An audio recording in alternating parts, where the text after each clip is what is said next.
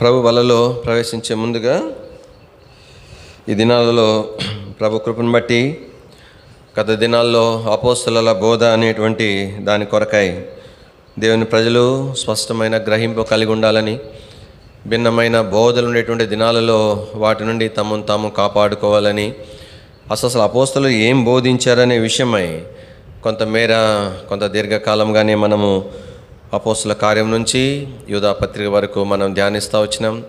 వాటిలో పలు అంశాలు, పలు పర్యాయాలు మరలా తిరిగి జ్ఞాపకం చేసుకోవాల్సి వచ్చిన కొంత అవి మన గమనకు కొంత అంటే వినవలసిన విషయాలే మరలా వినవలసి వచ్చినా కూడా కొంతమేర మనము ధ్యానం చేస్తూ వచ్చినాం. కాబట్టి చివరి దినాలలో అపోస్తల బోధలో మనం ఎడతెగక ఉండటం అనేటువంటిది ఎంతో ప్రాముఖ్యమైంది. కానీ ప్రభు రాకడ ఆలస్యమైతే ఈ దినాలలో ఇశ్రాయేల్ ప్రజల వారి యొక్క అరణ్య జీవితము విషయమై కొంతమేర మనము ధ్యానం చేయడానికి ప్రయత్నం చేస్తాం. బైబిల్ గ్రంథంలో ఎక్కువ భాగము ఇశ్రాయేల్ ప్రజల యొక్క మరి చరిత్ర రాయబడి ఉంటుంది. బైబిల్ గ్రంథం అంటేనే ఒక రకంగా ఇశ్రాయేల్ ప్రజల యొక్క చరిత్ర. ఆదికాండం చూడండి, ఆదికాండంలో అన్ని ప్రారంభం. ఆదికాండం ఎందుకు పెట్టినారంటే అన్నిటికీ స్టార్టింగ్ అనమాట. సృష్టి ప్రారంభం, మానవుడు ప్రారంభంగా చేయబడినాడు, ఆయా వృత్తులు ప్రారంభమవుతూ వచ్చినాయి. కాబట్టి ఆ విధంగా ఆదికాండంలో మనం సహజంగా హనోకుని తర్వాత నోహు చూస్తాం. నోహు తప్పిపోయిన తర్వాత అబ్రాహాముని ఏర్పాటు చేసుకున్నాడు. ఆదికాండంలో 4 వ్యక్తులు మనం ప్రాముఖ్యంగా చూస్తాం. అబ్రాహాము, తర్వాత ఇస్సాకు, యాకోబు, యోసేపుల గురించి ఆదికాండంలో చూస్తాం. నిర్గమాకాండం వచ్చేసి మోషే మరణంతో అది ముగించబడుతుంది కాబట్టి నిర్గమము అంటే మరణం, కాబట్టి అందుకని ఆ కాండానికి నిర్గమాకాండం అని పేరు పెట్టబడింది. తర్వాత లేవికాండానికి మనం వచ్చేసరికి లేవికాండం అంటే మరి దేవుని యొక్క మందిరము పరిచర్య విషయమై, బలుల విషయమై అక్కడ ప్రస్తావించబడింది. సంఖ్యాకాండం కూడా మరి ఇశ్రాయేల్ ప్రజల యొక్క సంఖ్య గురించి రాయబడిన సంగతులు ఎక్కువ ఉన్నప్పటికీ కూడా కాబట్టి వారు కనాన్ దేశంలో ప్రవేశించిన సంగతులు కూడా ఉంటాయి. ద్వితీయోపదేశకాండం, అంటే ద్వి అంటే 2, ఉపదేశం అంటే మళ్ళీ రెండోసారి ఉపదేశించబడిన కాండం అన్నమాట. మోషే తను మరి ప్రభు దగ్గరికి వెళ్ళక మునుపు, ప్రభు చేత పిలువబడక మునుపు కొండ మీదకు రెండోసారి తను చేసినటువంటి ఉపదేశమే ద్వితీయోపదేశకాండం. కానీ మనం అట్లా గమనించుకుంటే ఇశ్రాయేల్ ప్రజలు నిర్గమాకాండం నుండి ప్రారంభమై వాళ్ళు ఐగుప్తు నుండి విడుదల పొంది ఆ తర్వాత కనాను దేశానికి ప్రయాణం అవ్వటం, కనాను దేశానికి వెళ్ళిన తర్వాత రాజు లేని కాలంలో ఉన్న న్యాయాధిపతుల పరిస్థితులు ఉన్నాయి. ఆ తర్వాత రాజులు ఏర్పాటు చేయబడిన తర్వాత ఆ రాజుల కాలం అంతా కూడా మనము బైబిల్లో మనం చూస్తాం. ఆ రాజుల కాలం ఆ భాగం అంతా మనం ఎక్కడ చూస్తాం? న్యాయాధిపతులు అంటే రాజులకు ముందున్నటువంటి వారు, తర్వాత మొదటి సమయాలు, రెండో సమయాలు, మొదటి రాజులు, రెండో రాజులు, మొదటి దినవృత్తాంతములు, రెండవ దినవృత్తాంతములు, ఇవన్నీ కూడా కాబట్టి ఇశ్రాయేల్ ప్రజలు న్యాయాధిపతుల కాలం, ఆ తర్వాత రాజుల కాలం విషయమైనటువంటి చరిత్ర బైబిల్లో మనం చూడగలుగుతాం. కాబట్టి వాళ్ళు రాజుల కాలంలో ఉన్న దినాల్లోనే ఇశ్రాయేల్ ప్రజలు దేవుని యొక్క ఏర్పాట్లను తప్పిపోతూ వచ్చినారు, దేవునికి విరోధంగా నడుచుకుంటూ వచ్చినారు. ఆ సమయంలో ప్రభు తన ప్రవక్తలను పంపిస్తూ వచ్చినాడు. ఆయా కాలంలో తన ప్రవక్తలను పంపించి వారిని హెచ్చరించిన గ్రంథాలే మనకు దేవుని వాక్యంలో మరి యెషయా గ్రంథము, ఇర్మియా, యెహెజ్కేలు, ఇవన్నీ కూడా. తర్వాత హోషియా, యోవేలు, ఆమోసు, ఓబద్య, యోనా, మీకా, నహూము, హబక్కూకు, హగ్గయి, జకర్యా, మలాకి, వీళ్ళందరూ కూడా ప్రవక్తలు. ఏ కాలంలో వారు ప్రవచిస్తూ వచ్చినారు? దేవుని ప్రజలు రాజుల కాలంలో వారు తప్పిపోయిన సందర్భాల్లో పలువురు ప్రవక్తలను, తన సేవకులను పలు విధాలుగా పంపించి వాళ్ళని హెచ్చరిస్తూ వచ్చినాడు. వారిలో పెద్ద ప్రవక్తలు ఉన్నారు, చిన్న ప్రవక్తలు ఉన్నారు. యెషయా, ఇర్మియా, యెహెజ్కేలు వీరు పెద్ద ప్రవక్తలు. తర్వాత యోవేలు, ఆమోసు, ఓబద్య, యోనా, మీకా, నహూము, హబక్కూకు, జకర్యా, వీళ్ళందరూ కూడా చిన్న ప్రవక్తలు. ఆ తర్వాత వాళ్ళు అయినా కూడా వారు ప్రవక్తలు పంపించిన కూడా మాట వినకపోతే ప్రభు ముందుగా తన ప్రవక్తల ద్వారా చెప్పిన రీతిగానే కనాను దేశం నుండి బబులోను దేశానికి వారు దాసులుగా వెళ్తారు. ఆ బబులోను దేశంలో దాసులు ఉన్న కాలమే దానియేలు గ్రంథం మనం చూస్తాం. ఆ 70 సంవత్సరాలు పూర్తి అయిపోయిన తర్వాత మళ్ళా తిరిగి యెరూషలేముకు వారు తీసుకుని రాబడతారు. పడిపోయిన యెరూషలేము మందిరం మళ్ళీ తిరిగి కట్టబడుతుంది. ఆ సమయంలో పరిచర్య చేసిన వాళ్ళే ఎజ్రా కానీ, నెహెమ్యా, ఈ గ్రంథాలు మనం చూస్తాం. తర్వాత ఆ యెరూషలేము మందిరము పూర్తయిన తర్వాతనే మళ్ళీ తిరిగి మత్తయి సువార్త ప్రారంభం అవుతుంది. ಮತ್ತೆ నూతన నిబంధనకు వచ్చేసరికి యేసు ప్రభు యొక్క సేవ పరిచర్య కాలం, ఆ తర్వాత సంఘం యొక్క కాలం, ఆ తర్వాత పత్రికలన్నీ కూడా ఏంటి, సంఘానికి అపోస్తలుల ద్వారా చేసిన బోధ రాయబడి ఉంటుంది. దాంతో నూతన నిబంధన అనేటువంటిది ముగించబడుతుంది. చివరిగా ప్రకటన గ్రంథం, ప్రత్యక్షత, అంటే అప్పటి వరకు కనబడకుండా ఉన్నటువంటి వాటిని తెర తీసిన చూపించినట్లుగా ప్రభు తేటగా చూపిన గ్రంథము ప్రకటన గ్రంథం. ఇది బైబిల్ గ్రంథం యొక్క సంక్షిప్తమైనటువంటి వివరణ. దీంట్లో ఎక్కువ భాగం మనం ఏం చూస్తామంటే, ఇశ్రాయేల్ ప్రజలు ఐగుప్తు నుండి బయలుదేరి తర్వాత వాళ్ళు ప్రయాణం దాదాపు 80 సంవత్సరాలు వారు అరణ్య మార్గంలో ప్రయాణం చేసి ఆ తర్వాత కనాన దేశానికి వెళ్ళి అక్కడ న్యాయాధిపతుల కాలం, రాజుల కాలం, తిరిగి బబులోన్లో 70 సంవత్సరాలు కాలము, ఆ తర్వాత యెరూషలేము రావటంతోనే ఈ బైబిల్ గ్రంథం అంతా కూడా మన కొరకై వ్రాయబడి ఉంటుంది. ఎందుకని ఇశ్రాయేల్ ప్రజల విషయాలు అంత తేటగా ప్రభు రాయించి పెట్టినాడు? ఎందుకు వారి చరిత్ర మనకెందుకు అవసరం అవుతుంది అనంటే, వారి జీవితాల్లో ఏవైతే జరిగినాయో అవే విషయాలు, కొన్ని కానీ ఎక్కువ కానీ తక్కువ కానీ, కనుక అవే విషయాలు మన జీవితంలో కూడా మరి జరిగేటువంటిగా ఉంటాయి. వారు మేలు పొందినట్టుగా మనం మేలు, వారు నష్టపోయినట్టుగా మనం నష్టపోవటము అనేటువంటిది కాబట్టి మన జీవితంలో కూడా ఉంటాయి. కాబట్టి ప్రభు వారి జీవితంలో సంఘటనలు అన్నీ కూడా ప్రత్యేకంగా ఆయన ఎత్తి రాయించుతూ వచ్చినాడు. కాబట్టి వారి చరిత్ర మనం చదువుకున్నప్పుడు కాబట్టి మనము జాగ్రత్త పట్టు కొరకై కొన్ని విషయాలేమో మనకు మాదిరికరంగా వ్రాయించి పెట్టినాడు, కొన్ని విషయాలు మనం హెచ్చరిక పొందుడు కొరకై వ్రాయించి పెట్టినాడు. ఒక మాటలో చెప్పాలంటే, దేవుడు అనేటువంటి ఒక ఆయన ఉన్నాడు, ఆయన ప్రజలు ఎలాగుంటారు, దేవుడు తన ప్రజల ఎలాగ వ్యవహరిస్తాడు అనేటువంటిది లోకమంతటికి ఆయన ఏమంటారంటే ఒక పిక్చర్గా, అంటే ఒక నాటకీయంగా చూపించడానికి ఇశ్రాయేల్ ప్రజలను ప్రభు వాడుకుంటూ వచ్చినాడు. అందుకు దేని వాక్యంలో మనం చూస్తాం, చూడండి, కొరింథీయులకు రాసిన పత్రిక 1 కొరింథీ 10వ అధ్యాయం. అపోస్తలుడైన పౌలు కొరింథీ సంఘం రాసిన మొదటి పత్రిక 10వ అధ్యాయము, దయచేసి 11వ వచనం. ఈ సంగతులు దృష్టాంతములుగా వారికి సంభవించి, కాబట్టి ఈ సంగతులన్నీ కూడా వారికి సంభవించినాయి, ఇశ్రాయేల్ ప్రజలకు సంభవించినాయి. ఎందుకని? దృష్టాంతంగా, అంటే మనకు కనబడాలని, తేటగా అర్థం కావాలని వారికి సంభవించినాయి. ఆ తర్వాత చదవండి, యుగాంతము. మనం ఎక్కడ ఉన్నాం? మనం యుగాంతంలో ఉన్నాం, చివరి దినాల్లో ఉన్నాం, కడవరి దినాల్లో ఉన్నాం, ప్రభు రాక సమీపించిన దినాల్లో. ఈ యుగాంతముందున్న మనకు బుద్ధి కలుగుటకై, కాబట్టి ఇవన్నీ కూడా వాటిని చూచి మనం బుద్ధి తెచ్చుకోవాలి. ఏం బుద్ధి తెచ్చుకోవాలా? మనం వారు ఎలాగున్నాలో అలా ఉండటం కొరకై బుద్ధి తెచ్చుకోవాలా.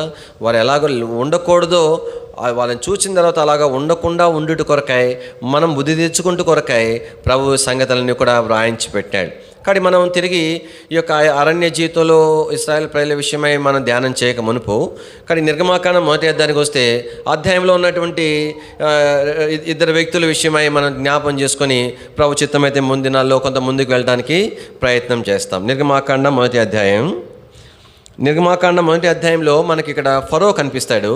కానీ యోసేపు చనిపోయిన తర్వాత మరొక ఫరో వస్తాడు.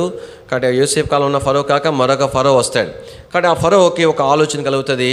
ఏం ఆలోచన కలుగుతుంది అంటే, ఇశ్రాయేల్ ప్రజలు బహుగా సంతానాభివృద్ధి పొందుతూ వస్తారు. కాబట్టి వాడు ఏమనుకుంటాడంటే, ఇంత విస్తారంగా వీరు సంఖ్య పెరిగిపోతూ ఉంది, తర్వాత ఎప్పుడైనా సరే వేరే రాజులతో మనకి యుద్ధం జరిగినప్పుడు వాస్తవానికి ఆయనకి అర్థమైపోయింది, వీళ్ళు ఐగుప్తీయులు కాదు, వీళ్ళు హెబ్రీలు, వేరే ప్రాంతం నుండి వచ్చి ఇక్కడ ఉంటున్నారు, ఇక్కడ సెటిల్ అయిపోయినారు అని అర్థమైపోయింది. కానీ ఇప్పుడు యుద్ధానికి వచ్చినప్పుడు వీరేం చేస్తారంటే, ఆ రాజులతో కలిసి మనకు విరోధంగా యుద్ధం చేసి కానీ మన దగ్గర నుండి వెళ్ళిపోతారు అని అనుకొని ఏం చేశాడంటే, వాళ్ళని బహుగా శ్రమ పెట్టడం ప్రారంభించాడు. దాంట్లో ఒక వచ్చిన ఆలోచన ఏంటంటే, వారిలో మగ సంతానం అనేది లేకుండా చేయాలని తను ఆలోచన చేసినాడు. ఆలోచన చేసి మన యొక్క మంత్రస్థానంలోకి ఆజ్ఞాపించినాడు. కాబట్టి వాళ్ళు దేవుని భయంతో ఆ పని చేయలేదు. అంటే కాన్పు పీటల మీదే మగపిల్లవాడైతే చంపేయమని చెప్పినాడు, అది రాజాజ్ఞ, అయితే వారు అలాగ చేయలేదు.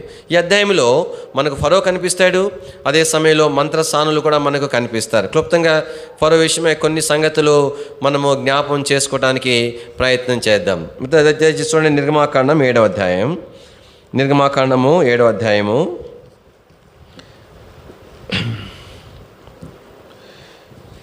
23వ వచనం.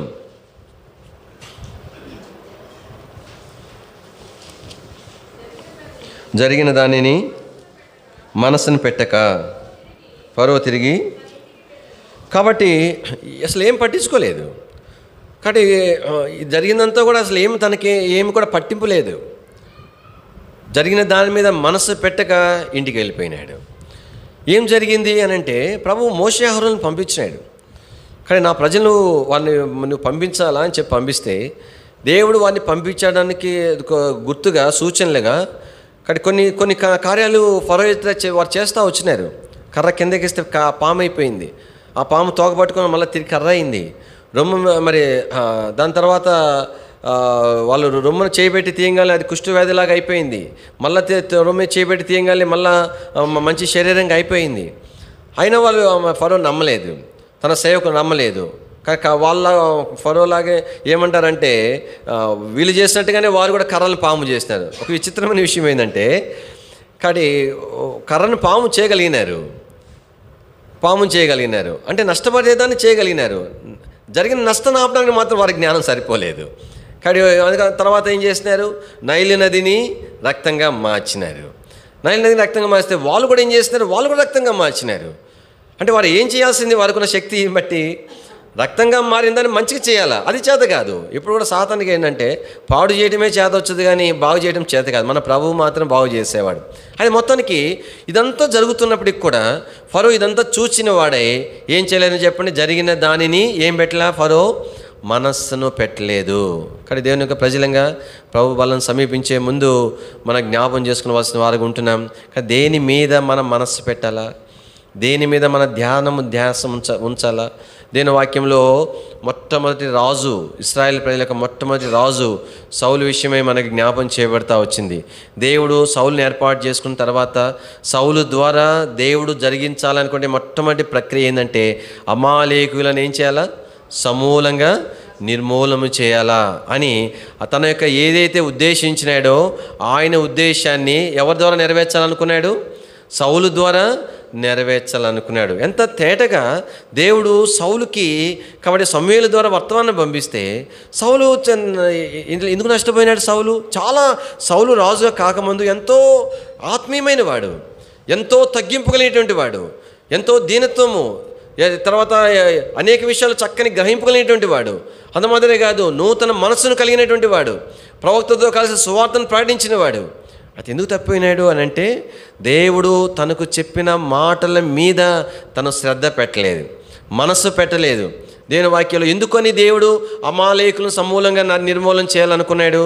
ఎప్పుడైతే ఇశ్రాయేల్ ప్రజలు ఐగుప్తులో నుండి మరి ఆ దాసత్వంలో నుండి దాదాపుగా 43 సంవత్సరాలు వారు నలిగిపోయి ఎప్పుడైతే బయటకు వస్తారో తర్వాత వారిని మీదకి యుద్ధానికి అమాలేకులు వస్తారు. ఎలాంటి పరిస్థితుల్లో ఇశ్రాయేల్ ప్రజలు వచ్చినారు? దాసత్వంలో నలిగి వచ్చినారు. వాళ్ళు అలాంటి అంటే వాళ్ళు ఎవరికి కీడు చేసే పరిస్థితులు లేదు. వాళ్ళ దగ్గర సైన్యం లేదు, ఏ ఆయుధం లేదు. యుద్ధము చేసేటప్పుడు రాజులు కూడా ఒక ధర్మం అనమాట. ఏంటి ధర్మం అంటే దొంగగా యుద్ధం చేయకూడదు. యుద్ధము అనౌన్స్మెంట్ చేసి ముఖాముఖిగా యుద్ధం చేసుకోవాలా. వాళ్ళు చేయాలనుకున్నది ఏంటి చెప్పండి? దేవుడే కాపాడకపోతే ఇశ్రాయేలు అనే పేరు భూమి మీద లేకుండా పోయిండేది.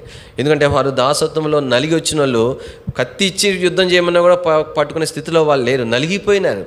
ఇంకా అమాలేకులు ఏం చేయాలా? అరే ఇంతకాలము ఆ యొక్క దాసత్వంలో ఐగుప్తులో ఉండి వీళ్ళు ఎక్కడికో ప్రయాణమైపోతున్నారే, అరణ్యంలో పడిపోతున్నారే కాబట్టి అని చెప్పి ఇంకా ఏదైనా ఆహారం తీసుకుని పోయి వారికి ఇచ్చింది దారిని పంపాల్సింది. వారి జోలికి రాలా, వారి ప్రస్తావనకి రాలా, వారి దేశం మీదుగా వారు పోవట్లేదు. నిష్కారణంగా వారిని సమూలంగా నాశనం చేయాలనుకున్నారు. అప్పుడు దేవుని వాక్యం దేవుడు దాన్ని ఓర్వలేక యెహోషువ ద్వారా విజయం ఇచ్చినప్పుడు అక్కడే దేవుడు ఒక తీర్మానం చేసినాడు. ఏమని తీర్మానం చేసినాడు? ఆకాశం క్రింద అమాలేకులు లేకుండా నేనేం చేస్తాను? తుడిచివేస్తాను అనేటువంటి తీర్మానం చేసి ఆ తీర్మానము యెహోషువ వింటూ ఉండగా అది ఒక పుస్తకంలో రాయబడి అది చదవబడుతూ వచ్చింది. ఎందుకు రాయబడింది? ఎందుకు చదవబడింది? ఆ తర్వాత కాలంలో దేవుడు ఏమైతే తీర్మానం చేసినాడు అనేటువంటి విషయము తర్వాత యెహోషువకు కూడా తెలియాలా, ఆ యెహోషువ తర్వాత వారికి కూడా తెలియాలా అనేటువంటి దాని కొరకై దేవుడు ప్రత్యేకంగా ఒక గ్రంథంలో రాయించి చదివించి వినిపిస్తూ వచ్చినాడు. నిర్గమాకాండం దయచేసి 17వ అధ్యాయం 14వ వచనం చదవండి.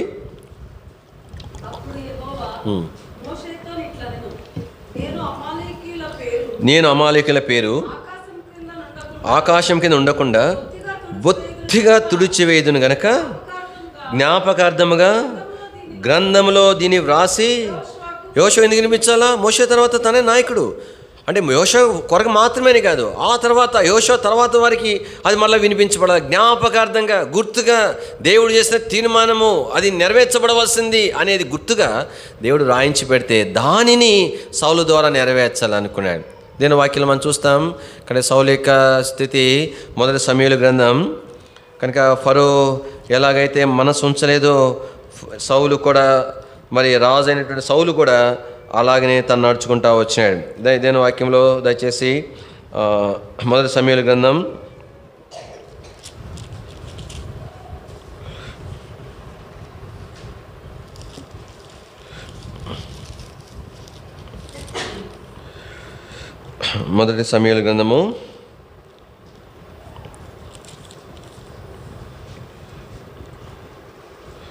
15వ అధ్యాయం. మొదటి సమూయేలు గ్రంథము 15వ అధ్యాయం 3వ వచనం చదవండి దయచేసి, ఎవరైనా తీసిన వారు. కాబట్టి నీవు పోయి, కానీ ఇంత చక్కగా చెప్తున్నా చూడండి, ఏ మాత్రం కూడా కనికరించవద్దు. కాబట్టి నువ్వు వెళ్ళి వాళ్ళని సంహరించనే ఒక మాట చెప్పలే, ఏ మాత్రం కూడా కనికరించవద్దు. తర్వాత ఏమంటున్నాడు? కాబట్టి అమాలేకులను హతం చేయొచ్చు. ఇంకా అమాలేకులు అంటే అందరూ వస్తారు కదా, అయినా కూడా అర్థమవుతుందో లేదోనని, అర్థం చేసుకోగలడో లేదోనని, నా యొక్క ఉద్దేశాన్ని సంపూర్ణంగా నెరవేరుస్తాడో లేదోనని, ఒకవేళ పొరపాటును తప్పిపోతాడేమోనని. దేవుడు చూడు ఎంత ప్రేమ గలవాడో.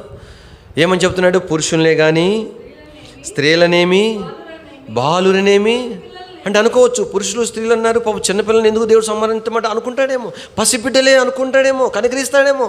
ఎంత చక్కగా చెప్తున్నాడు, ఏ మాత్రం కూడా కనికరించవద్దు. పసిబిడ్డ దగ్గర నుంచి పెద్దవారి వరకు ఎవరిని కూడా కనికరించవద్దు. చదవండి. అరే వాటి పేర్లు ఎందుకు? ఆ జంతువులన్నీ అంటే సరిపోద్ది కదా. అంటే అలా చెప్పినప్పుడు కొన్ని జంతువులు చూసి వీడి గురించి చెప్పలేదు కదా అనుకుంటాడేమోనని ఏం చేసినాడు? ఏమని చెప్తున్నాడు? ఎద్దులు, గొర్రెలు, ఒంటెలు, గార్ధబలములు అని చెబుతూ ఇంకేమన్నాడు? అన్నిటినీ, అంటే ఎక్సెట్రా ఇంక అన్ని ఏమి మిగిలించవద్దు, అన్నిటినీ హతము చేయమని చెప్పినాడు.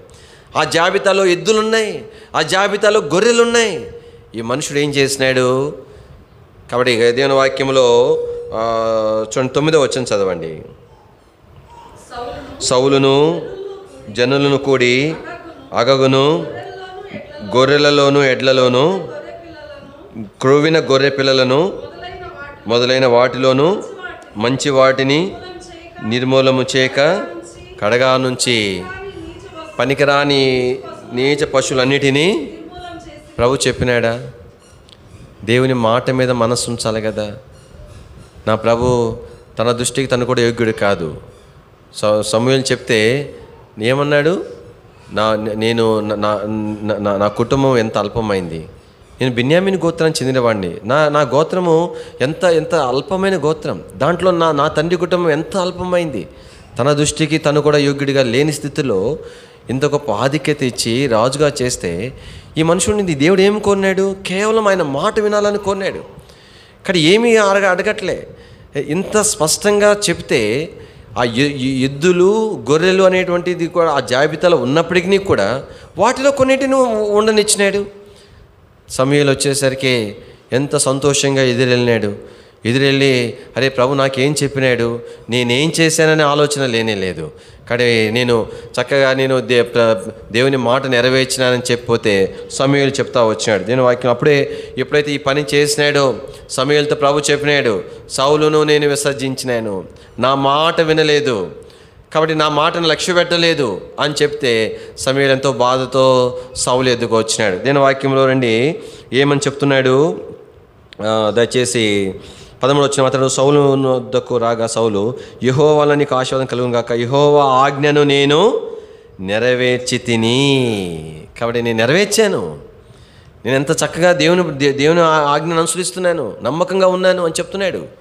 చెప్తే అప్పుడు సమూయేలు అన్నాడు, మరి ఆ ఎడ్ల రంకెలేంటి, ఆ గొర్రెల రంకెలేంటి, నీతో చెప్పిందేంటి దేవుడు, నువ్వు చేసిందేంటి అని చెప్తే ఈ మనుషుడు అంటాడు. చూడండి 15వ వచనం. అందుకు సౌలు అమాలేకుల వద్ద నుండి ఎవరి మీద పెడుతున్నారు చెప్పండి? జనులు తీసుకొచ్చినారు. కాబట్టి తర్వాత చాలా వివరంగా చెప్పిన తర్వాత కూడా మళ్ళా ఏమంటాడు ఆ మనుషుడు? చూడండి 21 వచనం. అయితే గిల్గాలలో జనులు శపితములగు గొర్రె పిల్లల్లోను ఎడ్లలోను, ఎంత బాగా చెప్తున్నాడు చూడండి, అంత అమాయకంగా చెప్తున్నాడు చూడండి. అది శపితమని అనంట. అయితే జనులు తీసుకొచ్చారంట. జనులు తీసుకొచ్చినందుకు ఈయన విన్నాడంట. అది ఎంత అమాయకమైన జవాబు ఇస్తున్నాడు. సౌలు యొక్క జీవితంలో ఎలాంటి గ్రహింపు లేనటువంటి స్థితి. కానీ దేవుని యొక్క మాట మీద లక్ష్యం లేదు, మనస్సు లేదు. దేవుని వాక్యంలో మనం చూస్తాము. కానీ వాస్తవానికి జనులైనా చేసిన పని. మళ్ళీ వెనక్కి రండి, ఇదే అధ్యాయంలో 15వ అధ్యాయం దయచేసి 9వ వచనం. సౌలును జనులను కూడి అగగును.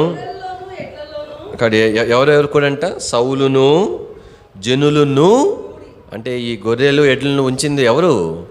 సౌలును. అందరు కలిసి చేస్తున్నారు. ఈ మనిషి ఎంత తెలివినాడో చూడండి.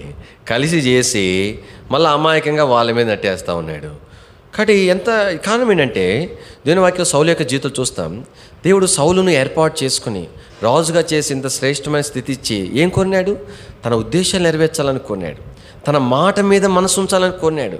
నా మాట వినాలని కోరినాడు. అది దేవుని వాక్యంలో తన దేవుని మాట వినలేదు. తర్వాత మనం చూస్తాం కనుక చెప్పిన తర్వాత సమూయేలు చెప్పినాడు, నువ్వు దేవుని మాట వినలేదు. కాబట్టి దేవుడు కూడా మరి ఏమన్నాడు? నువ్వు దేవుని దృష్టికి ఎంతో కీడు చేస్తావని చెప్పిన తర్వాత కూడా అదే మాట చెప్తా వచ్చినాడు. అందుకని సమూయేలు ఒక మాట చెప్పాడు. చూడండి 22వ వచనం. అందుకు సమూయేలు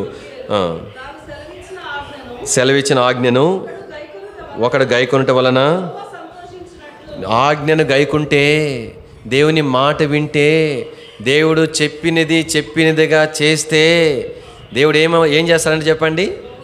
సంతోషపడిపోతాడంట. దేవుని సంతోషపెట్టేటువంటి మార్గం ఇది. నేను దేవుని ప్రజలంగా దేవుని ఇంటికి వచ్చినాం, ప్రభు ప్రేమను తలంచినాం, ఆరాధించినాం, ప్రభు వల్ల పాల్పొందబోతున్నాం. అయితే మనం ప్రభుని సంతోషపెడుతున్నామా అని, ప్రభుని సంతోషపెట్టడానికి మార్గం ఏంటి? శ్రేష్టమైన ఉన్న మార్గాల్లో శ్రేష్టమైన మార్గం ఏంటి? దేనిని బట్టి ఎక్కువగా దేవుడు సంతోషిస్తాడంటే, ఆయన మాట వింటే సంతోషిస్తాడు, ఆయన ఆజ్ఞకు లోబడితే సంతోషిస్తాడు, ఆయన ఏది చెప్తే దానిని అలాగా చేస్తే సంతోషిస్తాడు ఆయన. దేవుని వాక్యం ఎన్నో సంగతులు బైబిల్లో ఉన్నాయి. దేవుని యొక్క మందిరం కట్టబడిన తర్వాత దావీదు మరి మోషే వచ్చినాడు. దేవుడు మోషేకి ఎలాగూ సెలవిచ్చినాడో వారు అదే రీతిగా చేసాడంట. చేసిన తర్వాత మోషే వారిని దీవిస్తూ వచ్చినాడు. దేవుడు కోరేటువంటిది ఏంటంటే, ఆయన సంతోషపెట్టాలంటే ఆయన మాట వినాలి అని ప్రభువు కోరుతున్నాడు. తర్వాత చదవండి. ఆజ్ఞను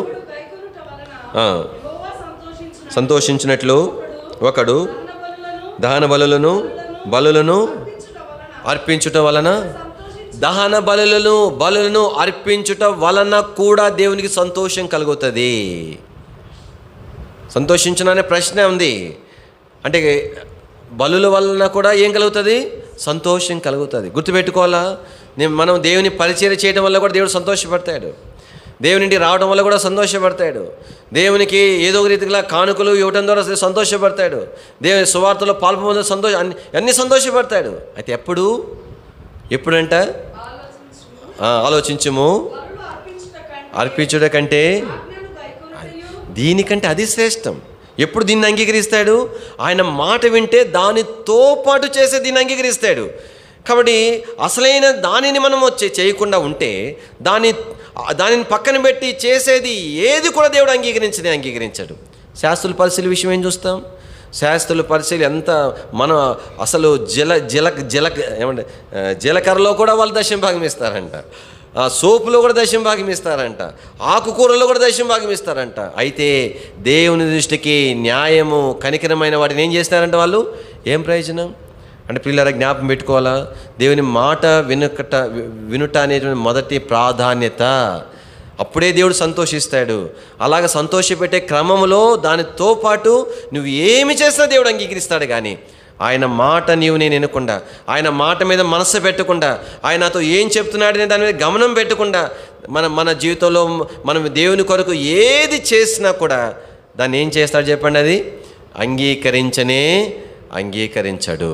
కాబట్టి దేని వాక్యంలో ఫరో యొక్క జీవితంలో మనం చూస్తాం. ఫరో ఎలాంటి వాడంటే కాబట్టి జరిగిన సంగతుల మీద ఏం చేయలేదు చెప్పండి, మనస్సు పెట్టలే. సహజమే, పొరపాటు చేయడం సహజమే.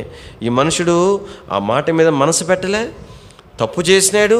తప్పు చేసింది కాక సమూయేలు ద్వారా వర్తమానం పంపించినా సరి చేసుకోలే, పశ్చాత్తాపడలేదు. దావీదు కూడా తప్పు చేసినాడు. జనులను లెక్క పెట్టే విషయంలో కదా అక్కడ దావీదు తప్పు చేసినాడు. దావీదు ఎట్లా రియాక్ట్ అయినాడు?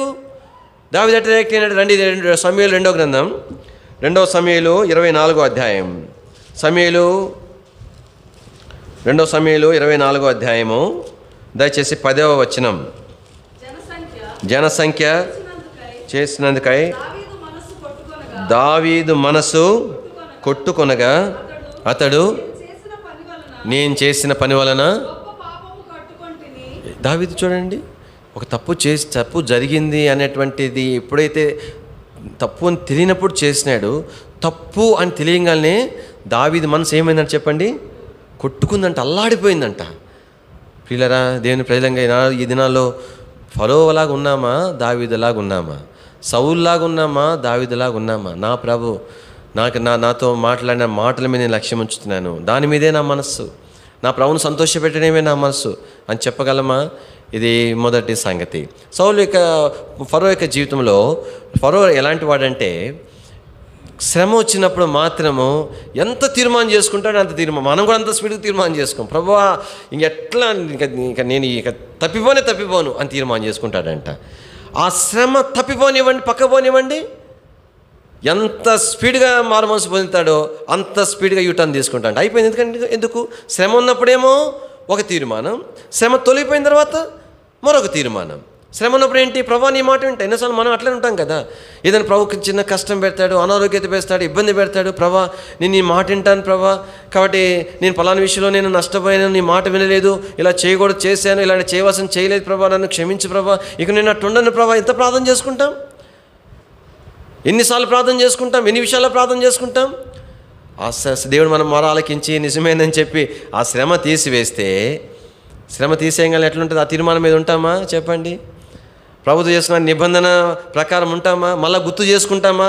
నేను ప్రభుత్వం మాట ఇచ్చాను కదా, ప్రభుత్వం నిబంధన చేశాను కదా, ప్రమాణం చేశాను కదా, ప్రభు నీకు ఉండనని చెప్పాను కదా, నేను ఎట్ట మాట తప్పేది అని గుర్తు చేసుకుంటామా? ఎందుకు? కారణం ఏంటి? అయిపోయింది, అక్కడ తీరిపోయింది కదా. రండి దేవుని వాక్యంలో నిర్గమాకాండం 8వ అధ్యాయం, నిర్గమాకాండము 8వ అధ్యాయం, నిర్గమాకాండం దయచేసి 8వ అధ్యాయము 8వ వచనం తీసిన వారు ఎవరైనా చదవండి. అప్పుడు ఫరో మోషే అహరోనును పిలిపించి, నా ఎద్దు నుండి, నా జనుల ఎద్దు నుండి ఈ కప్పలను తొలగించమని యెహోవాను వేడుకొనుడి. అప్పుడు యెహోవా బలిర్పించుటకు ఈ ప్రజలను ఖచ్చితంగా పంపిస్తాను మోషే. అగత్యం అంటే ఇంక మాట తప్పను మోషే, అమ్మ అస్సలు తప్పుతాను ఖచ్చితంగా. ఎంత బాగుంది, మంచిది, సంతోషమే. ఆ తర్వాత ఏం చేసినాడు? దేని వాక్యంలో రండి 15వ వచనం. ఫరో ఉపశమనము కలుగుట చూచి యెహోవా సెలవిచ్చినట్లు తన హృదయం ఏం చేశాడంటే చెప్పండి, కఠినపరుచుకున్నాడు. ఎందుకు కఠినమైపోయింది? అంతకుముందు తీర్మానం ఏమైపోయింది? ఖచ్చితంగా పంపిస్తానన్నాడు కదా, అగత్యంగా పంపిస్తానన్నాడు కదా. ఏం కలిగింది చెప్పండి ఇక్కడ? పోయింది కదా, బాధ పోయింది. మళ్ళీ ఏదైనా బాధ వస్తే అప్పుడు చూద్దాం. లైట్ తీసుకునే అది ఏముంది బ్రదర్, చిన్న బలహీనత ఉంది బ్రదర్, అదేముంది, సింపుల్ అంతే. ఎంతమంది చేయట్లేదు బ్రదర్ అట్లా. అందరు బాగున్నారా ఈ రోజుల్లో? సేవకులు బాగున్నారా? వాళ్ళు బాగున్నారా? వీళ్ళు చూడండి ఎంత శత్రు మోసం చేస్తాడు. దీని వాక్యం రాయబడింది. వాస్తవానికి ఫరో విషయమై ప్రభు చెప్పినప్పుడు ఏమని చెప్పినాడంటే, నేను ఫరో హృదయానికి నేనే కఠినపరుస్తానని చెప్పినాడు. ఎందుకు కఠినపరుస్తున్నాడంటే, నేను ఐగుప్తుల మీద తీర్పులు తీర్చిన తర్వాత మిమ్మల్ని తీసుకుని వెళ్తాను. ఎవరు నిద్రపోవద్దండి, కొంచెం బోర్ అనిపిస్తుంది వర్తమానం. సరే, ఒక నిద్ర వస్తే మీరు ఏం చేయాలంటే మంచిలు తాగడమో, మొహం కడుక్కోవడమో, కొంచెం సేపు బయట వెనక్కి వెళ్ళి 2 నిమిషాలు నిలబడడం చేయండి. రెండవది ఒకరికొకరు సహాయం కూడా చేసుకోనండి. పక్కన వాళ్ళు ఎవరు నిద్రపోతే అట్లా తట్టండి, మళ్ళీ మీకు నిద్ర వచ్చినప్పుడు వాళ్ళు సహాయం చేస్తారు. అట్లా ఒకరికొకరు సహాయం చేసుకోండి. ఉపకారానికి ప్రత్యుపకారం అన్నమాట. సరే మంచిది అటని చెప్పి గట్టి గిచ్చి అట చేశారు మీకు నిద్ర వచ్చినప్పుడు వాళ్ళు అదే పని చేస్తారు. సరే ఏమైనప్పటికీ కూడా దేని వాక్యం మనం ఏం చూస్తున్నామంటే, కాబట్టి ప్రభు చెప్పినాడు నేను కఠినం చేస్తాను. అయితే ఇక్కడ కఠినపరచబడినటువంటి సందర్భం అది కాదు. అంటే దేవుడు తీర్పులు తీర్చుడు కొరకై కఠినపరిచిన సందర్భం కాదు.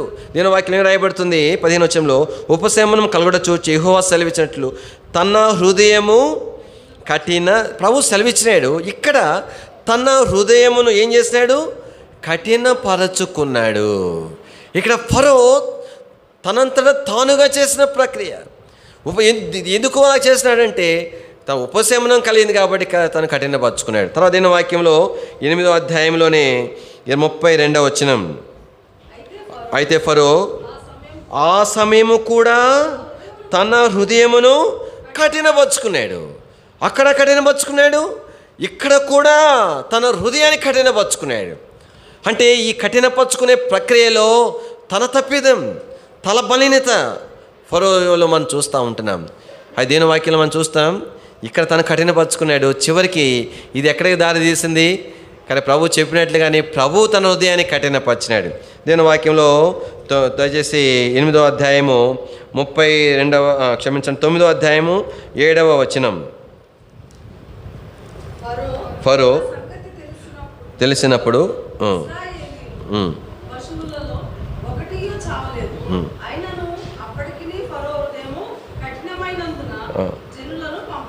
కాబట్టి ఇక్కడ చూస్తున్నాం, అయినను అప్పటికి నీ ఫరో హృదయం ఏమైపోయిందని చెప్పండి? కఠినం. అక్కడేమో తన హృదయాన్ని కఠినపరుచుకున్నాడు, ఇక్కడ హృదయం కఠినం అయిపోయింది. ఆ ముందుకెళ్ళిన తర్వాత చూస్తాము దేవుడే తన హృదయాన్ని కఠినపరిచినాడు. పిల్లరా, దేవుని ప్రజలంగా జ్ఞాపం చేసుకోవాలా.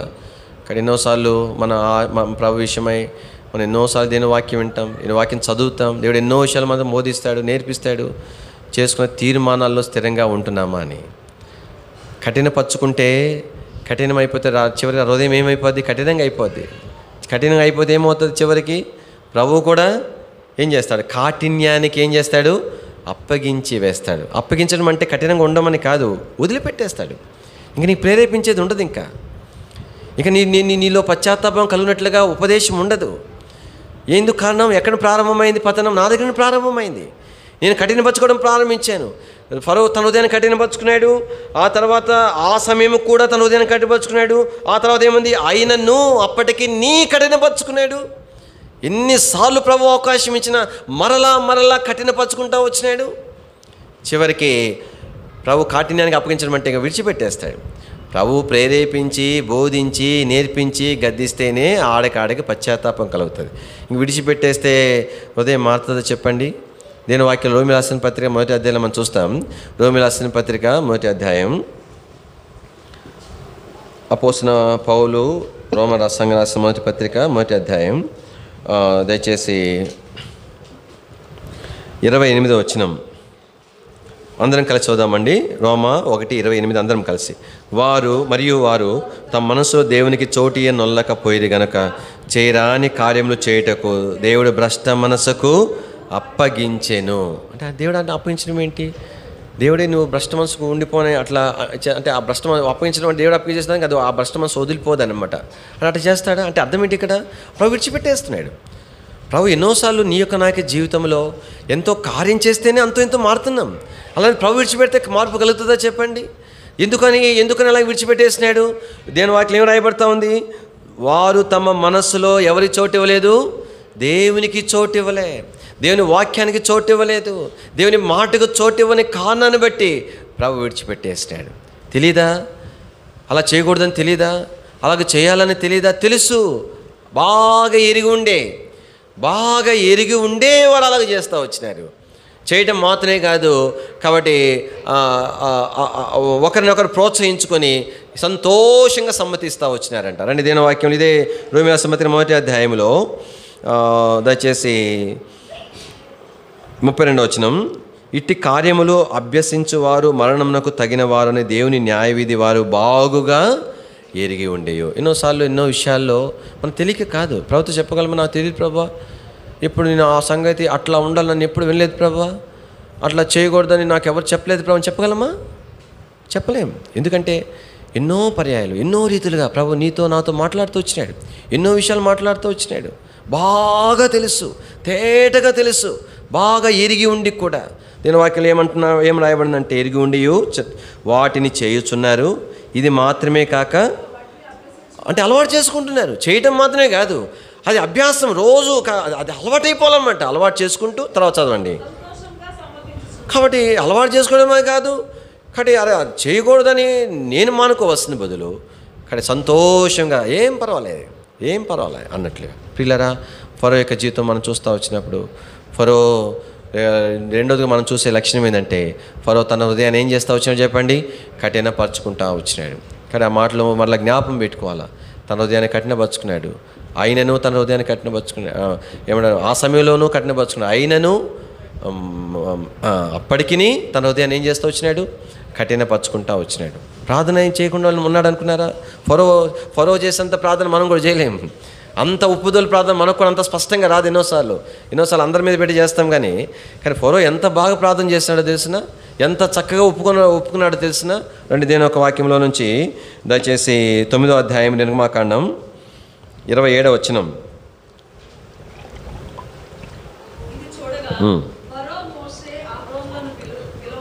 పిలువనంపి నేను ఈసారి పాపము చేసి ఉన్నాను, యెహోవా న్యాయవంతుడు, నేనును నా జనులను. ఎంత బాగా ప్రార్థన చేశాడు చూడండి. ఇలా ప్రార్థన చేస్తామా మనం? ఎంత చక్కగా ప్రార్థన చేసినాడు. ఈసారి నేను పాపం చేశాను, ఈసారి అంటే ఈసారి కూడా చేశాను, ఇంకా చెయ్యను.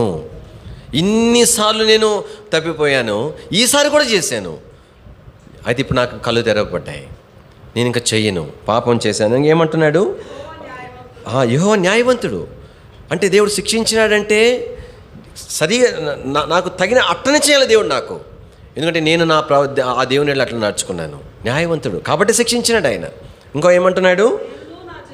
నేను పాపం చేసినాను, నా జనులు కూడా దుర్మార్గులం మేము. ఎంత చక్కని ప్రార్థన చూడండి. ఇదే మరొక ప్రార్థన కూడా చూస్తాం ఇక్కడ 10వ అధ్యాయము దయచేసి 16వ వచనం. కాబట్టి ఫరో త్వరగా పిలిపించి, నేను మీ దేవుడైన యెహోవా ఎడలను మీ ఎడలను పాపము చేసి తిని, మీరు దయచేసి ఈసారి మాత్రమే. ఎంత చక్కగా ప్రార్థన చేశాడు చూడండి. నేను దేవుని ఎడలకు మాత్రం కాదు, మీ ఎడలు కూడా నేను పాపం చేశాను. ఏమన్నాడు? దయచేసి ఈసారి మాత్రమే. ప్రియులారా, ఎన్ని పర్యాయాలు ఇలాంటి మన ప్రార్థన ఎన్నోసారి ఎట్లా ఉంటుందంటే ఆ ప్రార్థన వింటే ఆశ్చర్యం అనిపిస్తుంది. ఆ సహోదరులో ఆ సహోదరులో ఆ సేవకుల్లో ఎంత కార్యం జరిగింది కదా, ఎంత మార్పు జరిగింది కదా, ఎంత పశ్చాత్తాపం, ఎంతగా మారినాడు దేవుడు, ఎంత గొప్ప కార్యం జరిగించినాడు. అబ్బా ఇంకా ఆ సేవడు ఇక్కడ నుండి అట్లా ఉండడు, ఆ సహోదరు ఇంకా అట్లా ఉండరు. ఎంత బాగుంటుంది ఆ ప్రార్థన, ఎంత పశ్చాత్తాపంతో చేసే ప్రార్థన. దేని వాక్యలో ఫరో విషయం మనం చూస్తాం, ఏ మాత్రం కూడా మార్పు లేనివాడు. కాబట్టి ఎన్నోసార్లు ఈసారికి మరలా తప్పిపోతా వచ్చినాడు. ఈ ఒక్కసారి అంటాం ప్రారంభించినాడు. దేవుని వాక్యంలో సంసోను కదా అన్నాడు కదా, ఏమన్నాడు? ఈ ఒక్కసారికి అన్నాడు. ఒక్క ఛాన్స్ మాత్రమే ఇచ్చినాడు దేవుడు అక్కడ సంసోన్కి. సంసోను ఆ గుడి యొక్క మెయిన్ పిల్లర్స్ని పట్టుకొని ఊపితే ఆ దేవాలయం కూలిపోతే ఎంతమంది చచ్చిపోయినారంట? 2000 మంది చనిపోయినారంట. తన జీవితకాలం అంతట్లో కూడా అంతమంది ఫిలిస్తీన్లు చనిపోవాలా అంటే అర్థం ఏంటి? తన మరణ దినాన అంతమందిని చంపినప్పుడు తను ఎంతో ప్రభావంతో బలము కలిగినప్పుడు ఇంకెంతమంది శత్రువును సంహరించి ఉండాల్సింది. కొన్ని అసలు అంటే ఏమంటారు, ఒక పట్టణానికి మెయిన్ పెద్ద గేట్ ఉంటే గేట్ ఓడబెరుకొని ఎత్తినట్టుకు పోయినాడు. ఇవన్నీ మనకు తెలుసు. ఆ యొక్క మేకపిల్లని చంపినాడు, సింహాన్ని చంపేసినాడు. కాబట్టి ఇన్ని పనులు చేసిన వాడు ఇంక తన జీవితకాలం అంతా ఎంత చేసి ఉండాలా? మరణ దినంలో ఆ ఒక్క దినంని అంత చేసినప్పుడు అంటే కారణం ఏంటంటే తరుణాలన్నీ తను ఏం చేసినట్టు చెప్పండి? పోగొట్టుకున్నాడు. ప్రభువులను సమీపించే ముందు ఫరో ద్వారా మనము నేర్చుకునే పాఠం ఏంటంటే, కాబట్టి ప్రభుతో చెప్పగలమా? ప్రభా, నేను నీ మాట మీద లక్ష్యం ఉంచుతున్నాను, నువ్వేం చెప్పావో నేను దాన్ని చేస్తున్నాను, నేను ఏ తీర్మానం చేసుకున్నా తీర్మానం నేను స్థిరంగా ఉన్నాను అని చెప్పగలమా? ఒకవేళ ఫరో లాగే మరలా మరలా కఠినపరచుకుంటూ ఉంటే, తెలిసి ఉండి కూడా సరైన స్థిరమైన తీర్మానాలకు రాకపోతే ఫరో నష్టపోయినట్లుగానే మనం కూడా ఏమవుతాం చెప్పండి. అందుకని ప్రభు ప్రశ్నిస్తున్నాడు. ప్రభు ఏమని ప్రశ్నిస్తున్నాడు? ఒక చక్కని ప్రశ్న కూడా ఉంది ఇక్కడ చూడండి. 10వ అధ్యాయము నిర్గమాకాండం 3వ వచనం. కాబట్టి వెళ్ళి అతను చూచి ఇలాగ చెప్పిరి, హెబ్రీయుల దేవుడగు యెహోవా సెలవిచ్చింది ఏమనగా, నీవు ఎన్నాళ్ళ వరకు నాకు ప్రభు చెప్పమన్నాడు. ఈ మాట చెప్తున్నాడు, ఎన్నాళ్ళ వరకు లోకకుండా ఉంటావు. కడి యొక్క మధ్యాహ్నం సమయంలో ప్రభు నీతో నాతో మాట్లాడుతున్నాడు. ఎన్నాళ్ళ వరకు అవధి చూపిస్తావు, ఎన్నాళ్ళ వరకు చేస్తున్న తిరుమల స్థిరంగా ఉండకుండా ఉంటావు. ఎన్ని విషయాలు ఉన్నాయి, ఒక్కసారి గమనం చేసుకో. ఇంటికి పుస్తకం పెట్టి రాసుకో. ఎన్ని విషయాలలో నేను ఇలా ఉంటానని ఎన్ని విషయాలలో తీర్మానం చేసుకున్నావు. ప్రభు నేను ఇలా ఉండను అని చెప్పి ఎన్ని విషయాల్లో తీర్మానం చేసుకున్నావు. ప్రభు అంటున్నాడు, ఎన్నాళ్ళ వరకు నువ్వు ఏదైతే చూపించుకుంటా ఉంటావు. ఇశ్రాయేల్ ప్రజల విషయం మనం చూస్తాం. ఇశ్రాయేల్ ప్రజల విషయంలో వారు ఎలాంటి వారుగా అయిపోయినారంట, నడినెత్తి మొదలుకొని అరికాల వరకు ఏం లేదంట చెప్పండి, స్వస్థత కొంచెమైనా కూడా లేదు. ఎక్కడ చూసినా గాయాలు, దెబ్బలు, పచ్చిపుండ్లు. అవి పిండబడలేదు, కట్టబడలేదు, తైలముతో మెత్తన చేయబడలేదు. అంటే వాస్తవానికి ప్రభువుని ఎరగినప్పుడు, పాపపు జీవితంలో ఉన్నప్పుడు దానికి ఎన్నోసార్లు పోల్చి మనం ఆ మాట చెప్తాం. వాస్తవానికి ఆ సందర్భం అది కాదు. ఎక్కడ చూసినా గాయాలే. ఎందుకైనా గాయాలు? దెబ్బలు తిని తిని తిని గాయాలు. అవి పిండబడలేదు, కట్టబడ తైలంతో మెత్తన అంటే అర్థం ఏంటి? ఆ గాయాలు అంటే కారణమైనటువంటి స్థితి నుండి మానటానికి ప్రయత్నం కూడా చేయలేదు ఇశ్రాయేల్ ప్రజలు. గాయాల మీద గాయాలు. ఎంతవరకు అంటే నడినెత్తి అక్కడ, ఇంకా పైన ఇంకేముండదు. అరికాల కంటే కింద ఏముండదు. ఎందుకని గాయాలు? ఎందుకు అన్ని దెబ్బలు ఇశ్రాయేల్ ప్రజల మీద పడతా వచ్చినాయి? రండి, యెషయా గ్రంథం 1వ అధ్యాయము. యెషయా గ్రంథం 1వ అధ్యాయం 1వ అధ్యాయము 4వ వచనం. పాపిష్టి జనమా, ఎంత కఠినమైన మాటలు చెప్తున్నాడు చూడండి. తన ప్రజల విషయం చెప్తున్నాడు. ఎవరి విషయం ఏ మాటలు చెప్తున్నాడు? 2వ వచనం. యెహోవా మాట్లాడుచున్నాడు, ఆలకించుము, భూమి చెగుము. కాబట్టి నా పిల్లలు వాళ్ళు, నేను పెంచాను వాళ్ళని, నేను పోషించాను, నేను కాపాడాను, నేను భద్రపరిచాను. నా చేత రక్షించబడిన వారు వాళ్ళు, నా కొరకు విమోచించబడిన వారు. శ్రేష్టమైన పరలోక సంబంధమైన ఆశీర్వాదాలని నేను ఇచ్చాను వారికి. నేనుతో నిత్యమైనటువంటి స్వాస్థ్యం నేను వరకు సిద్ధపరిచినాను. నా ప్రజలు ఏమైపోయినారు? మరి పాపిష్టి జనంగా అయిపోయి కఠినమైన మాటలు అంటా వచ్చినాడు. వదిలేయచ్చు కదా. వదిలేస్తే ఇంకా నష్టపోతారు. అందుకని చెప్పి దేవుడు ఏం చేసినాడు? వాళ్ళని కొట్టడం ప్రారంభించినాడు. ఎందుకు కొట్టాలా? కొడితే దేవుడు ఏమంటా దానికి ఆయనకేమో సంబరమా? కొట్టాలని కోరిక మన పిల్లలు ఊర కొడతామా చెప్పండి? ఎప్పుడు కొడతాము? వాడు ఎంత వెనక విసిగిపోయి ఇంకా కోపము తెంపుకుంటేనే మనము మన పిల్లల్ని కొడతానికి పూనుకుంటాం. ఇక్కడ ఎందుకు కొట్టాలా? కొట్టిన తర్వాత దేవునికి బాధ, అరే నా బిడ్డను కొట్టానే అని. అట్లా ఎందుకు కొట్టాలా? కొట్టడం వలన నా బిడ్డకు కలిగిన బాధ కంటే కూడా తను నష్టపోవడం వల్ల ఇంకెక్కువ అనేటువంటి బాధ పొందుతాడని నీ కొట్టాల్సి వస్తూ ఉంది. ఎందుకు కొట్టి బాధపడాలా? బాధపడతాం. కొట్టినప్పుడు నాకు బాధ కలుగుతుంది, నా బాధ చూసి ఆయనకు బాధ కలుగుతుంది. అప్పుడు ఎవరు కొట్టమన్నారంటే, ఈ బాధ కంటే నేను నష్టపోవడం ద్వారా కలిగే బాధ ఇంకా పెద్దది. ఆ బాధను తప్పించడానికి ఈ బాధ దేవుడు అనుమతిస్తున్నాడు. ఆపరేషన్ చేస్తారు, ఏమన్నా ఊరకుంటుందా? మనమే డబ్బులు ఇచ్చి 30,000 50,000 ఇచ్చి ఆపరేషన్ చేయించుకుంటాం. ఏమంటే చేయించుకోవా? ఏమని బాగుంటుందనే?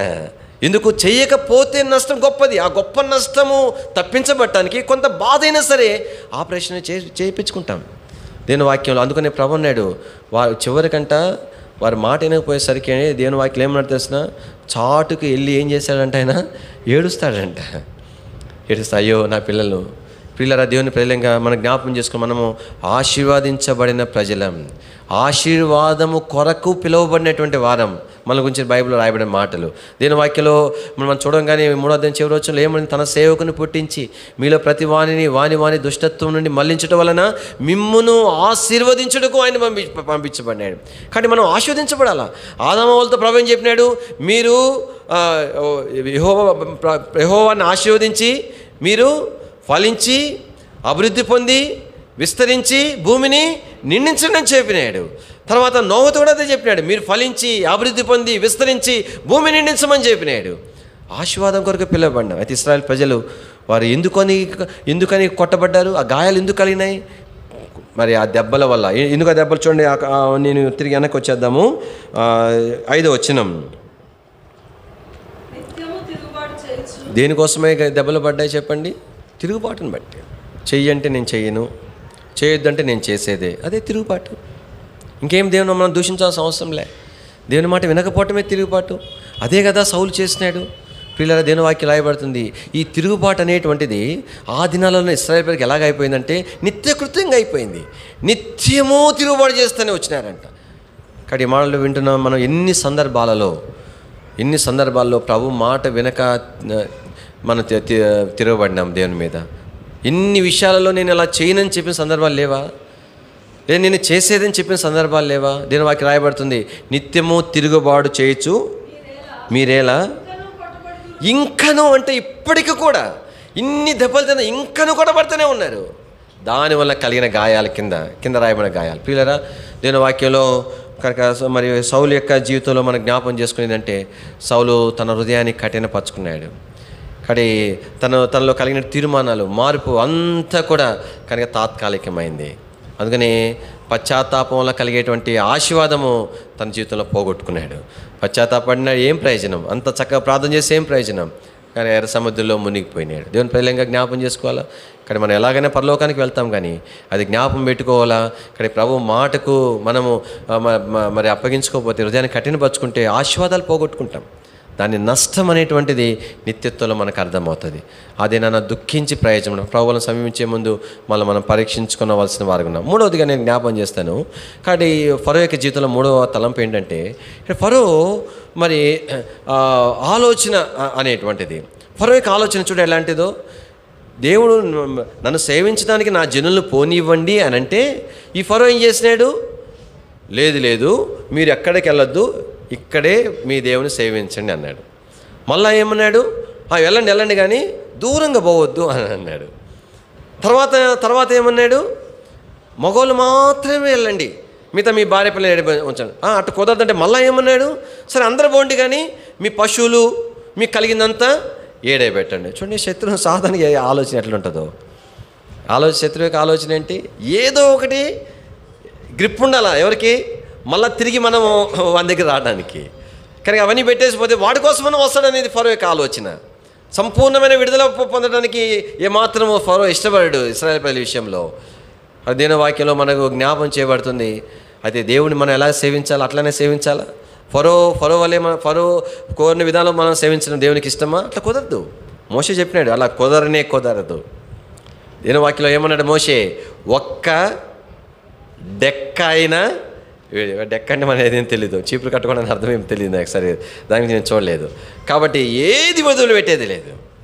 మా ప్రభుని మేము సేవించడానికి వెళ్ళాలి. దీని వాక్యం రండి, త్వరగా మాటలు చూద్దాం. నిర్మాకాండం 8వ అధ్యాయము 25వ వచనం. తీసిన వారు సహోదరులైనా సహోదరులైనా తీసిన వారు చదివి సహాయపడండి. అందుకు ఫరో పిలిపించి, మీరు వెళ్ళి ఈ దేశంలో అర్పించండి. తర్వాత 8వ అధ్యాయం 28వ వచనం. అందుకు ఫరో అరణ్యములో నీ దేవుని యెహోవాను బలి అర్పించుటకు పోనిచ్చేదను, కానీ దూరం పోవద్దు. 10వ అధ్యాయం 11వ వచనం.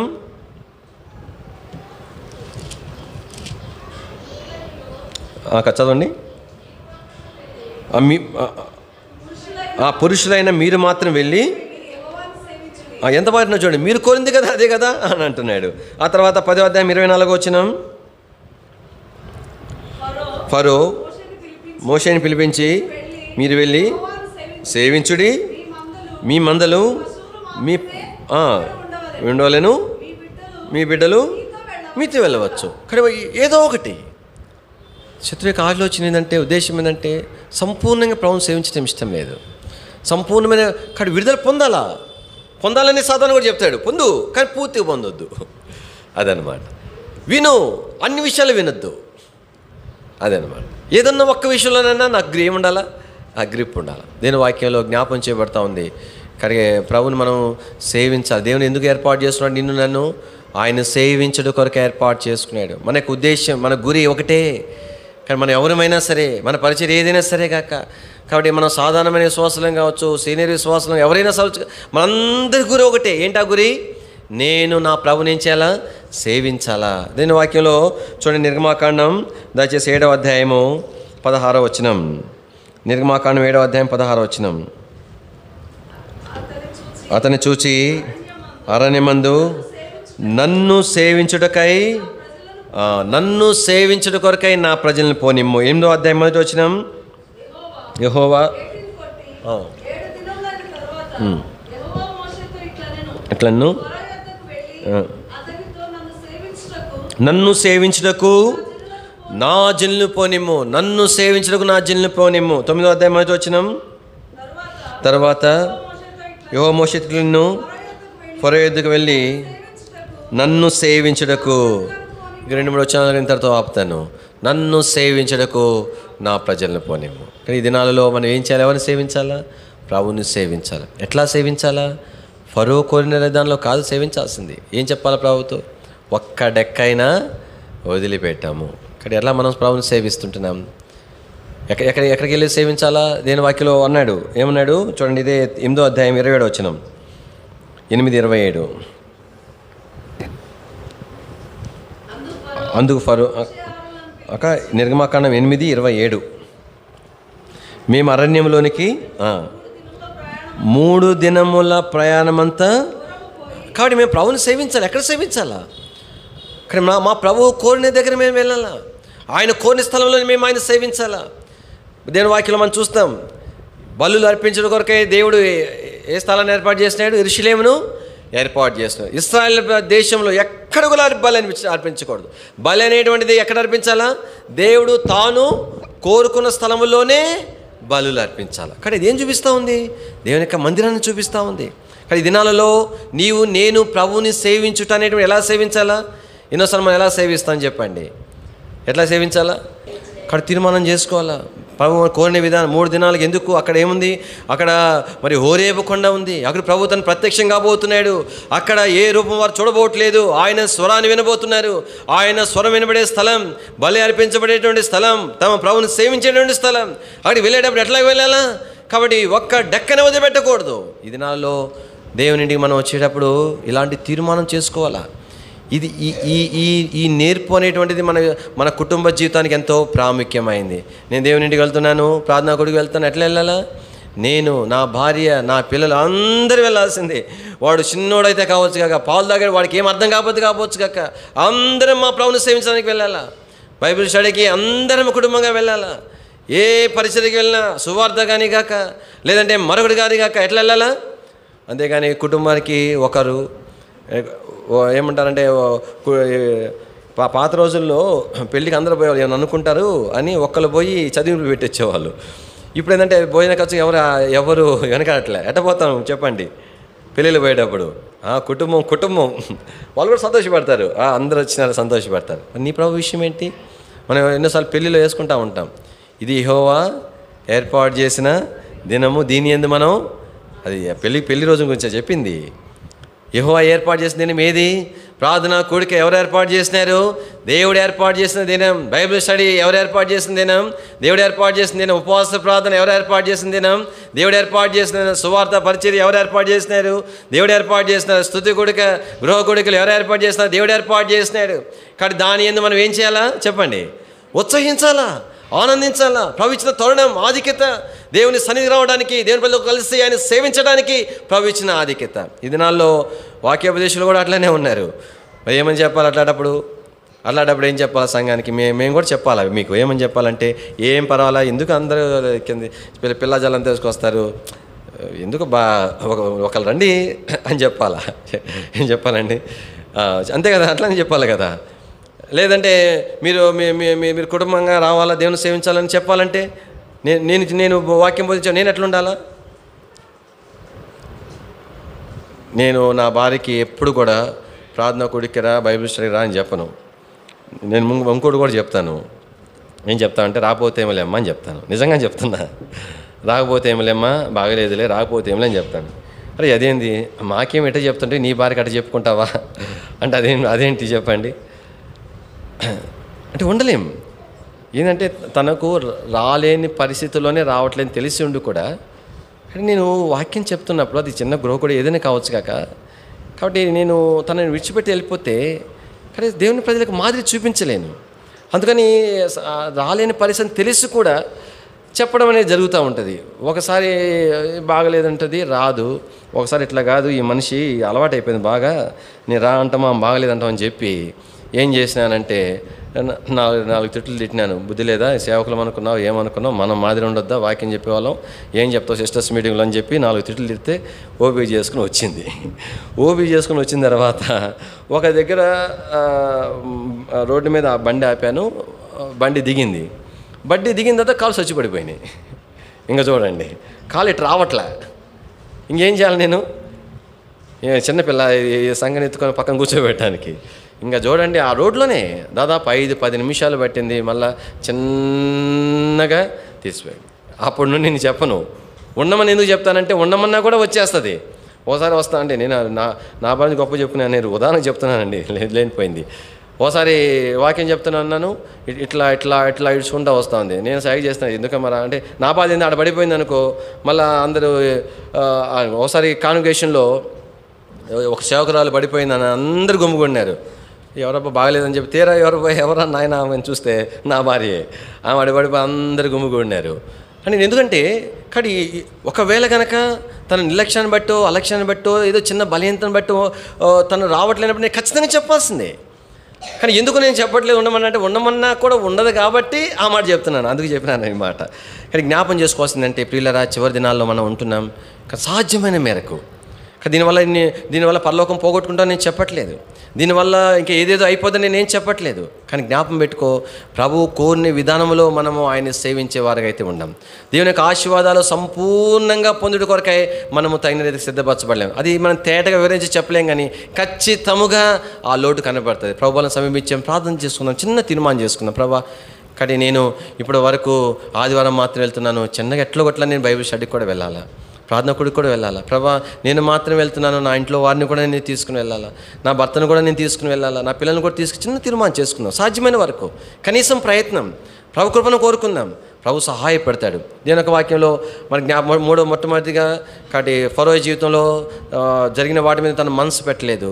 రెండవది చూస్తూ ఉంటున్నాం, తన హృదయాన్ని కఠినపరుచుకుంటూ వచ్చినాడు. మూడవది చూస్తూ ఉంటున్నాం, ప్రభుని సేవించే విషయంలో సేవించవలసిన విధానంలో సేవించకుండా తను అడ్డుపడుతూ వచ్చినాడు. ఇది ఫరో గురించినటువంటి సంగతులు. ఇదే నిర్గమాకాండం 1వ అధ్యాయంలో ఈ యొక్క మంత్రసానుల గురించిన సంగతులు కూడా రాయబడతా వచ్చినాయి. ఈ మంత్రసానుల విషయంలో ఏం రాయబడిందంటే చూడండి, నిర్గమాకాండం 1వ అధ్యాయము 17వ వచనం. అయితే ఆ మంత్రసానులు దేవునికి భయపడి ఐగుప్తు రాజు ఆజ్ఞాపించిన ఇంకేమన్నా ఉందా చెప్పండి. ఐగుప్తు రాజు ఆజ్ఞ అంటేనే అది శాసనం, అంతే. ఆజ్ఞను ఎవరైనా అతిక్రమించినారంటే వాళ్ళు ఎంతటి వారైనా ఏం చేయబడతారు చెప్పండి, శిక్ష, మరణ శిక్షే, ఇంకంతే, కఠినమైన శిక్షే. లేదంటే ఇంకా కొరడా దెబ్బలు కానీ ఏదో కఠినమైన శిక్ష ఉంటుంది. కాబట్టి రాజు ఆజ్ఞ. ఇప్పుడు రాజు అనే భయమే, రాజు గౌరవించాలని ఆశే. ఎందుకంటే ఆ రాజు రాజ్యంలో ఉన్నాం, ఆయన ప్రజలం అనేటువంటి గమనం ఉంది. దానికంటే ఎవరికి ఎక్కువ భయపడ్డారో చెప్పండి, దేవునికి. ఇప్పుడు అంత ఇరకాటం వచ్చింది. దేవునికి భయపడితేనేమో ఆ పిల్లల్ని బతకనివ్వాలా, ఆ పిల్లల్ని బతకనిస్తే ఎవరి చేతిలో పడతాం, రాజు చేతిలో పడిపోతాం. ఆ పిల్లల్ని కనుక చంపితే రాజు చేతిలో తప్పించుకుంటాం, ఎవరి చేతిలో పడతాం, దేవుని చేతిలో పడతాం. అయ్యబ్బా, ఇప్పుడు ఆడేడు తప్పించుకోవడానికి కుదరట్లే. తీర్మానం చేసుకున్నారు వాళ్ళు. ఏం తీర్మానం చేసుకున్నారు, మేము ఎవరికి భయపడతాం, దేవునికే. రాజు ఆజ్ఞని మేము వినం. నష్టం జరుగుతుందా, శిక్షిస్తాడా, మా ఇంటిని ఎంత కూల్చివేపిస్తాడా, లేదా మమ్మల్ని అంతా చంపించేస్తాడా, ఎంత క్రైమ్ అయినా పర్వాలే, ప్రాణం పోయినా పర్వాలే, మేము ఎవరికి భయపడతాం, దేవునికే భయపడతాం. ఎవరికి లోబడతాం, దేవునికే లోబడతాం. ఎవరిని మహింపరుస్తాం, దేవుని మహింపరుస్తాం. ఎంత ఎవరు వీళ్ళు, అన్యులైనటువంటి స్త్రీలు, మంత్రసానులు.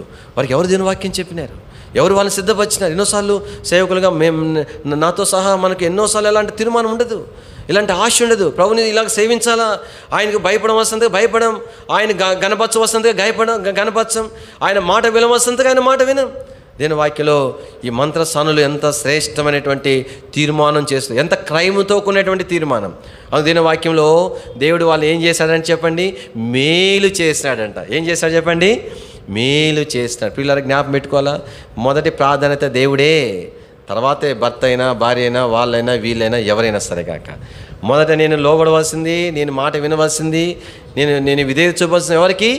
మొదట నా ప్రభుకి, ఆ తర్వాత మిగతా వాటన్నిటికి కూడా. అధికారులకు అది లోబడాల్సిందే. ఆయన వాడి విగ్రహాలను చేయమంటే నేను లోబడకూడదు. కానీ దేవుని తర్వాతనే దేనికైనా, దేవుని తర్వాత అందరికీ లోబడి ఉండాలా, ఒకరికొకరికి లోబడి ఉండాలా. అయితే దేవునికి కాకుండా ఎవరికి లోబడకూడదు. దేని వాక్యం మనకి ఏం అయితే వీళ్ళ విషయం నేనేం చెప్తున్నాను అంటే, దేవుడు మేలు ఎలాంటి మేలు తెలిసిన వారితోనే ఆగిపోయే మేలు కాదు, తర్వాత వారి సంతతికి కూడా సంక్రమించే మేలు చేసినాడు. దేని వాక్యంలో చక్కని మాట నేను చూపించను. దేవుని మాట వినకపోతే ఎన్ని తరాల వరకు ఆయన కోపం ఉంటుందంట చెప్పండి? మాట వినకపోతే ఎన్ని తరాలు? నేను మర్చిపోయినాను కదా, 5-10 తరాలు అనుకుంటాను. మాట వింటే ఎన్ని తరాల వరకు దేవుడు కనికరం చూపిస్తాడంట? 1000 తరాలు. చూడండి ఎంత శ్రేష్టమైందో. దేవుని మాట వింటే, దేవుని సంతోషపెడితే ఎంత శ్రేష్టమైన ఆధిక్యత చూడండి. వృద్ధులు అయితే దేని వాక్యంలో జకరియా ఎలిజబెతుల గురించి ఏం రాయబడతా వచ్చింది? ఏం రాయబడింది? వారు దేవుని యొక్క సకలమైన ఆజ్ఞల చొప్పున నిరపరాధులుగా నడుచుకొనొచ్చు దేవుని దృష్టికి ఎలా ఉన్నారు? వాళ్ళు నీతిమంతులుగా నడుచుకుంటూ వచ్చినారు. అంటే అర్థం ఏంటి? భౌతికమైన ఆశీర్వాదము దాని విషయం పట్టింపే లేనే లేదు. అయితే ఇక్కడ పిల్లలంటే 2 అర్థాలు వస్తాయి. భౌతికంగా మనకి ఇచ్చిన పిల్లలనే కాదు, ఆత్మీయంగా మన ద్వారా మేలు పొందే దేవుని పిల్లలని కూడా అర్థం ఉంటుంది. తలంపు ఏంటంటే, అంటే ఆశీర్వాదం దేవుడు ఇచ్చేది ఏది కూడా అరకొర ప్రభు ఎప్పుడు ఇవ్వడు.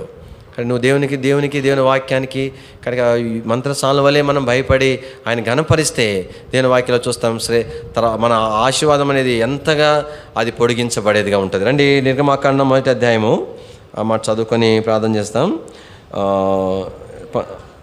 20వ వచనం, దేవుడు ఆ మంత్రస్థానులకు మేలు. 21వ వచనం, ఆ మంత్రస్థానంలో దేవునికి భయపడినందున ఆయన వారికి. కాబట్టి ఇక్కడ చక్కని మాట ఉంది. ఏమనుంది? భయపడినందున. ఇక్కడ ఈ ఆశీర్వాదం దేని బట్టి వచ్చే ఆశీర్వాదం? దేవుని మాట వినుట ద్వారా వచ్చేటువంటి ఆశీర్వాదం. కాబట్టి దేవుని ఘనపరచుడు ద్వారా వచ్చేటువంటి ఆశీర్వాదం. ఎంత క్రయమైనా చెల్లించి ప్రభుని మాత్రమే మహిమపరచుడు ద్వారా వచ్చేటువంటి ఆశీర్వాదం. అబ్రహాముతో ప్రభు ఏమన్నాడు? నీవు ప్రేమించు, నీకు ఒకగానొక్క కుమారుని నా కొరకై నువ్వేం చేయి, ఇస్సాకును బలిగా అర్పించు. ఏమని ఎంత చక్కగా రాయమని మాటలు మనం చదవం కానీ మనం తెలిసిన వచ్చినాలే. కానీ నువ్వు ప్రేమిస్తున్న ఒక కుమారుడు, ఎంత వృద్ధాపులు పుట్టిన కుమారుడు, అప్పటికే ఇస్సాకు పుట్టినప్పటికే స్త్రీధరం ఉడిగిపోయింది. అలాంటిది దాదాపు 16 సంవత్సరాలు యవనస్తుడు, ఎంతగా అల్లారు ముద్దుగా చూసుకున్నాడు. నువ్వు ప్రేమించిన కుమారుని ఏం చెయ్యి, కానీ నేను చూపించే పర్వతం మీద బలిగా అర్పించమని చెప్పినాడు. దేని వాక్యాల తర్వాత ఏమైంది మనకు తెలుసు.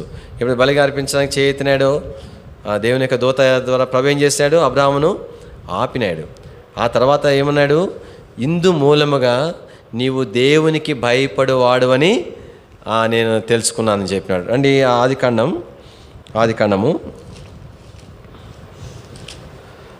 ఆదికాండము దయచేసి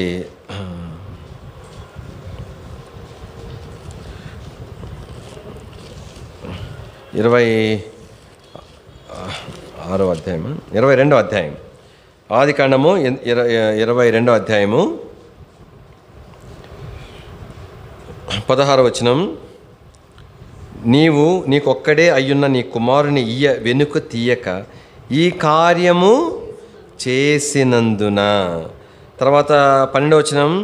అప్పుడు ఆయన చిన్నవాని మీద చేయవేయకము, అతనేమి చేయకుని ఒక్కడైనా నీ కుమారుని నాకే వెనుతీయలేదు గనుక నీవు దేవునికి భయపడేవాడు.